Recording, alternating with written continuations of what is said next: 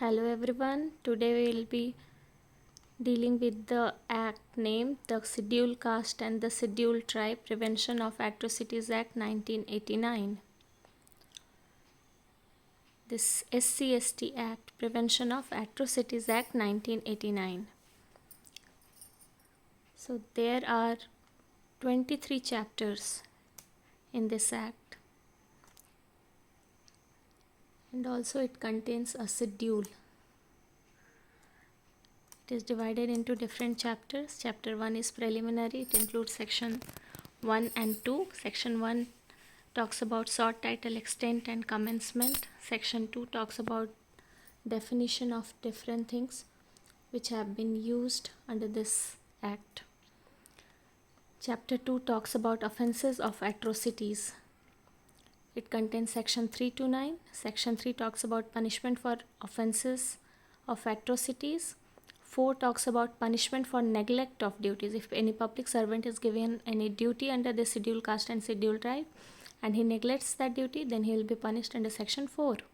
Section 5 talks about enhanced punishment, subsequent conviction. Means if a person has already been convicted under this act and he once again get convicted under this act, then for the subsequent conviction, the punishment will be enhanced under section 5. Section 6 talks about application of certain provisions of the Indian Penal Code. So, under certain circumstances, certain provisions of IPC may also be applied under this act. Section 7 talks about when forfeiture of property of certain persons can be done under this act. Section 8 talks about presumption as to offences. Section 9 talks about conferment of power, who will be given power under this act. Then chapter 3 talks about externment. Section 10 to 13 talks about externment. Section 10 talks about removal of person likely to commit offense. So if any person is likely to commit any offense under this act, then he should be removed from the area where offense can be committed. Section 11 talks about procedure on failure of person to remove himself from area and enter thereon after removal. So if any person has been removed from the area under pretext that he may commit any crime under this act, and even after what will be the procedure if that person fails after removal from that area. Section 12 talks about taking measurements and photographs etc. of person against whom order under section 10 is made. So if any person has been ordered to be removed under section 10, then measurements and photograph of that person will be taken under section 12. Section 13 of chapter 3 talks about penalty for non-compliance of order under section 10. So if the order given under section 10 is not complied, penalty or punishment will be given under section 13 of this act. Chapter 4 talks about a special court. Section 14, 14A and 15. 14 talks about special court and exclusive special court. 14A talks about appeal. So if any person is not satisfied with the decision of a special court or exclusive special court, he may go in appeal under section 14A of Scheduled Caste Scheduled Tribe Prevention of Atrocities Act. Section 15 talks about a special public prosecutor and exclusive public prosecutor. So for a special court, special public prosecutor will be there, and for exclusive special court, exclusive public prosecutor. Then chapter 4A, heading of this chapter is Rights of Victims and Witnesses. 15A to 23, this is the last chapter. 4A is the last chapter of this act, and it is contained in section 15A to section 23. Section 15A talks about rights of victims and witnesses.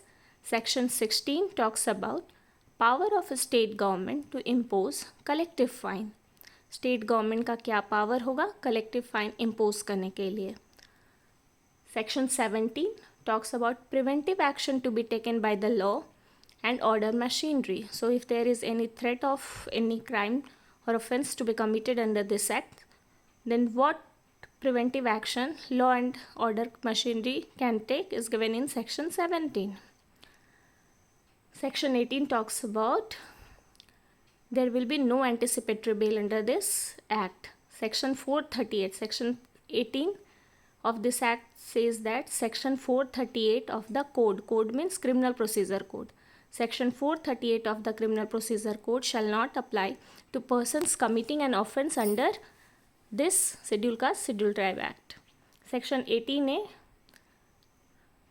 states that no inquiry or approval is required. So we'll be studying section 18A and in fact all the sections in detail later on. Section 19 says section 360 of the code, section 360 of criminal procedure code or the provisions of Probation of Offender Act not to apply to persons guilty of an offence under this act. So under CRPC and Probation of Offender Act, a person can be released for good behavior etc. but that will not be applied under this Schedule Caste Schedule Tribe Act.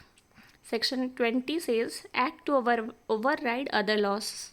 So if there is any other provision for any other kind of procedure or penalty or punishment provided under any other law, that will not apply, and this Schedule Caste and Schedule Tribe Act will have an overriding effect over other laws. Section 21. It talks about duty of government to ensure effective implementation of this act. Section 22 states protection of action taken in good faith. If someone takes any action in good faith, then he will be protected, won't be punished under this act. Section 23, power to make rules. So who will have power to make rules under this act? Obviously we'll see it should be the government. And then the schedule. Thank you so much. We'll study these sections in detail in our next video for Bihar APO mains. Thank you so much.